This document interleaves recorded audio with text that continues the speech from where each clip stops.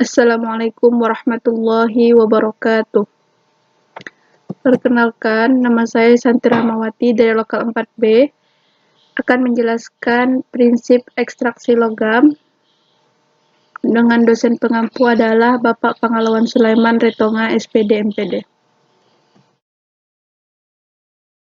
Sebelum kita mengenal apa itu ekstraksi logam, bagaimana prinsip-prinsip ekstraksi logam, terlebih dahulu kita mengenal apa sifat umum dari logam tersebut.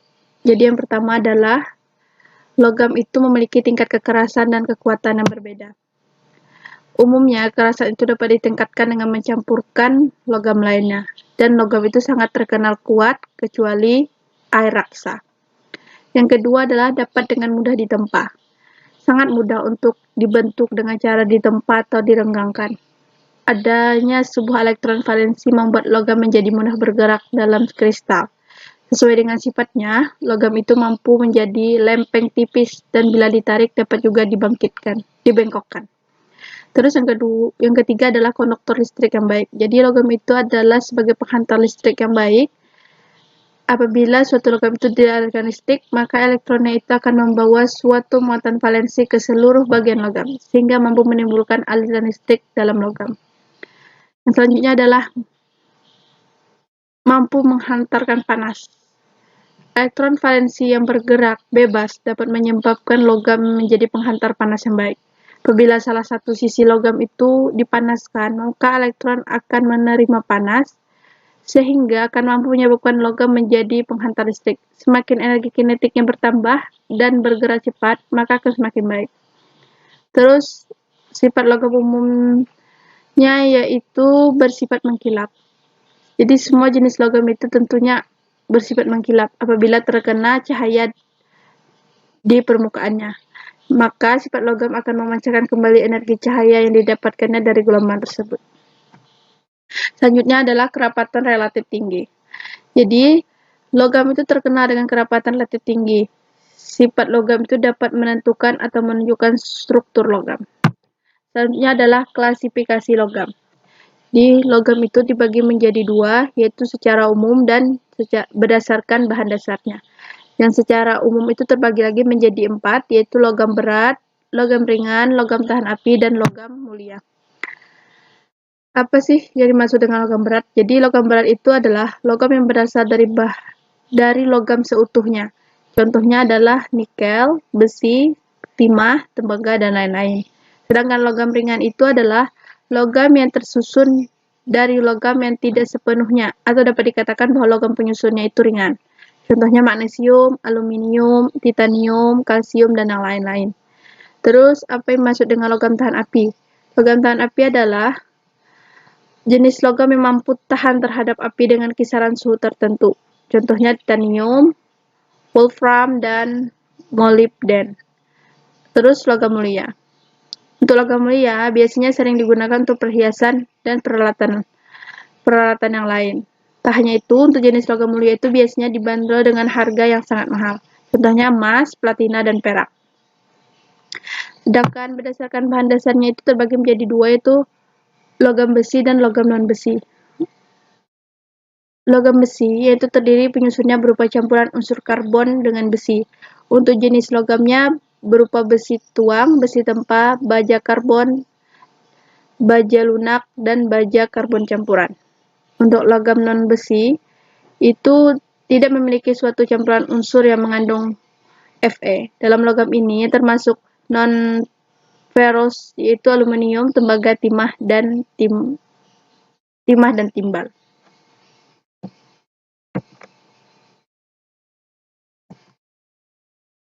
Selanjutnya adalah sebaran logam di bumi.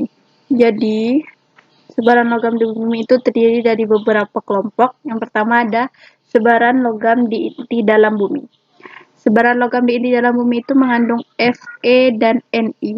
Sedangkan sebaran logam di inti luar bumi itu ada cairan besi dan sulfur. Untuk mantle itu terdapat padatan magnesium silikat. Sedangkan pada kerak bumi terdapat silikat dan oksida. Untuk lautan tentunya terdapat H2O. Sedangkan pada atmosfer terdapat gas-gas Na2 dan O2. Sedangkan untuk sebaran logam di Indonesia, itu tersebar paling banyak di daerah Jawa dan Kalimantan. Diperkirakan hanya 30% atau 30 macam mineral utama yang terdapat di Indonesia. Mineral tersebut adalah emas, perak, tembaga, nikel, timah putih, timah hitam, aluminium, besi, mangan, kromit, minyak bumi, gas bumi, batu bara, yodium, dan berbagai jenis garam lainnya. Untuk mineral langka itu masih belum ditemukan di Indonesia. Sekarang kita masuk ke prinsip ekstraksi logam. Jadi, prinsip ekstraksi logam itu sangat banyak. Di antaranya adalah prinsip maserasi, prinsip perkolasi, prinsip sokletasi, prinsip reflux, prinsip distilasi uap air, prinsip rotavapor, dan prinsip ekstraksi cair-cair. Apa sih yang dimaksud dengan prinsip maserasi? Jadi prinsip maserasi itu penyaringan zat aktif yang dilakukan dengan cara merendam serbuk simplisia dalam cairan penyari yang sesuai selama 3 hari pada temperatur kamar. Terus cairan penyari tersebut akan masuk ke dalam sel melalui dinding sel. Isi sel akan larut karena adanya perbedaan konsentrasi antara larutan di dalam sel dengan di luar sel. Larutan yang konsentrasinya tinggi akan terdesak keluar dan diganti oleh cairan penyari dengan konsentrasi rendah. Peristiwa tersebut akan terulang sampai keseimbangan konsentrasi antara larutan di luar dan di dalam sel itu sama. Selama proses maserasi, dilakukan pengadukan dan penggantian cairan penyari setiap hari. Endapan yang diperoleh dipisahkan dan fitratnya dipekatkan. Sedangkan untuk prinsip perkolasi itu, penyaring zat aktif yang dilakukan dengan cara serbuk simplisia dimaserasi selama 3 jam. Kemudian simplisia itu dipindahkan ke dalam bejana silinder yang bagian bawahnya itu diberi sekat berpori. Cairan penyari itu dialirkan dari atas ke bawah melalui simplisia tersebut. Cairan penyari akan melarutkan zat aktif dalam sel-sel simplisia yang dilalui sampai keadaan jenuh. Gerakan ke bawah disebabkan oleh karena gravitasi, kohesi, dan berat cairan. Sedangkan di atas dikurangi gaya kapilar yang menahan gerakan ke bawah. Perkolat yang diperoleh dikumpulkan lalu dipekatkan. Sedangkan untuk prinsip ekstraksi sokletasi, itu penarikan komponen kimia yang dilakukan dengan cara serbuk simplisia itu ditempatkan dalam kelontong yang telah dilapisi kertas saring. Kemudian cairan penyari itu dipanaskan dalam labu alat bulat sehingga menguap dan dikondensasikan oleh kondensor menjadi molekul-molekul cairan penyari yang jatuh ke dalam kelontong. Seluruh cairan tersebut akan turun kembali ke labu atas melalui pipa kapiler sehingga terjadi sirkulasi. Ekstraksi sempurna ditandai bila cairan di sifon tidak berwarna, tidak tampak noda jika dilihat, dan ekstrak yang diperoleh itu dikumpulkan dan dipekatkan. Sedangkan untuk prinsip reflux, itu penarikan komponen kimia itu dilakukan dengan cara sampel dimasukkan ke dalam labu bersama-sama dengan cairan penyari lalu dipanaskan. Uap cairan penyari tersebut terkondensasi pada kondensor menjadi molekul-molekul cairan yang akan turun kembali menuju labu bulat. Akan menyari kembali sampel yang berada pada labu bulat, kemudian berlangsung secara kesinambungan sampai penyaringan sempurna. Pergantian pelarut dilakukan sebanyak 3 kali setiap 3-4 jam, dan pitot yang diperoleh itu kemudian dipekatkan.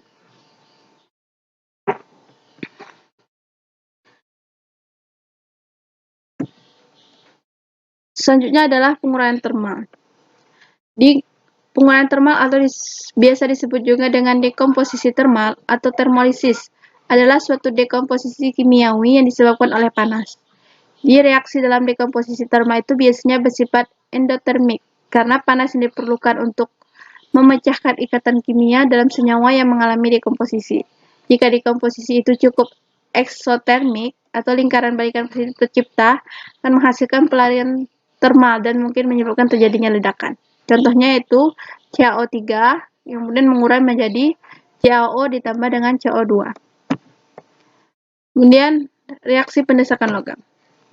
Jadi, apa itu reaksi pendesakan logam? Jadi, reaksi pendesakan logam itu adalah reaksi yang dimana logam itu mendesak kation logam lain atau hidrogen dalam suatu senyawa. Reaksi ini dapat berlangsung apabila logam itu berada sebelah kiri dari logam, atau H itu didesak dalam deret volta. Pada reaksi ini, produk reaksi berupa endapan logam, gas, dan air. Kemudian, pemilihan proses ekstraksi dari bijinya. Proses ekstraksi logam dari bijinya itu biasanya dilakukan dengan beberapa teknik. Di antaranya adalah pirometalurgi, hidrometeorologi, dan presipitasi. Jadi, proses ekstraksi dari bijinya, langkah pertamanya adalah biji besi diseparasi dengan cara manual dengan magnet batang. Kemudian, hasil separasi tersebut ditimbang sebanyak 50 gram, kemudian dilarutkan dengan HCl. Setelah larut, larutan tersebut diaduk dan dipanaskan pada suhu 145 derajat Celcius. Setelah diaduk pada suhu tersebut, presipitasi dilakukan dengan meneteskan amonium hidroksida sampai pH yang dihasilkan adalah 6. Kemudian endapan tersebut dicuci dan dikeringkan dalam oven pada temperatur 150 derajat Celcius. Kemudian dilakukan kalsinasi pada suhu 500 derajat Celcius selama 2 jam. Kemudian lakukan XRF. Kemudian ditemukanlah hasil setelah terjadi siklus tersebut. Selanjutnya adalah termodinamika proses reduksi senyawa oksidasi logam. Jadi nilai delta G untuk reaksi oksidasi dalam ukuran afinitas kimia suatu logam terhadap oksigen. Semakin negatif nilai delta G-nya suatu logam tersebut, menunjukkan logam tersebut stabil dalam bentuk oksida. Persamaan energi Gibbs-nya adalah delta G sama dengan negatif T dikali delta S ditambah delta H. Delta G yang bersifat negatif menunjukkan bahwa suatu reaksi itu dapat terjadi secara spontan tanpa energi dari luar. Sementara untuk reaksi yang memiliki delta G positif menunjukkan reaksi tersebut tidak akan terjadi secara spontan. Jika entalpinya itu bernilai negatif, maka reaksi tersebut melepaskan energi atau eksotermik. Sedangkan jika bernilai positif, maka reaksi tersebut membutuhkan energi yang disebut dengan endotermik. Sehingga reaksi reduksi biji besi akan berjalan semakin baik pada setiap kenaikan temperatur. Sekian presentasi dari saya. Apabila ada kesalahan mohon dimaafkan. Usikum binafsi bitaqwallah. Wassalamualaikum warahmatullahi wabarakatuh.